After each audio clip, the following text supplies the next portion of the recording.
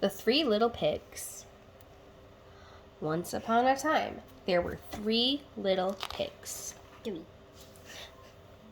Pokey, Lazy, and Will. One sunny morning, they said goodbye to their mama and papa and set off to build homes of their own.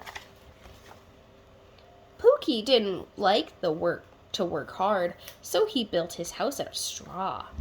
Then he had time to play all day long.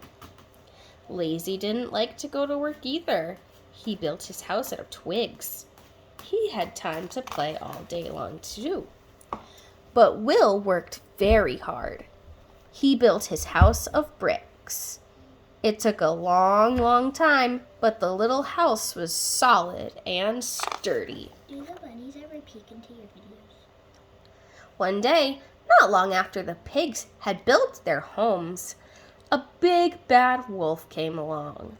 He knocked on Pokey's door. Little pig, let me in." "Not by the hair of my chinny chin chin," said Pokey. "Well, then I'll huff and I'll puff and I'll blow your house down," said the wolf. And he huffed and he puffed and he blew the straw house down. Pokey ran away just in time. He didn't stop running until he reached Lazy's house. But the big bad wolf followed Pokey. He knocked on Lazy's door. Little pigs, let me come in," he said.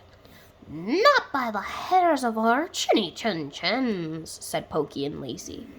"Well, then I'll huff and I'll puff and I'll blow your house down," said the wolf. And he huffed and he puffed and he blew the twig house down. Pokey and Lazy ran through the blowing twigs and headed straight to Will's house. The big bad wolf followed the 2 pigs to their brother's little brick house. He knocked on Will's door. Little pigs, let me come in," he said. "Not by the hair of our chinny chin chins," they said. "Well, then I'll huff and I'll puff and I'll blow your house down," said the wolf.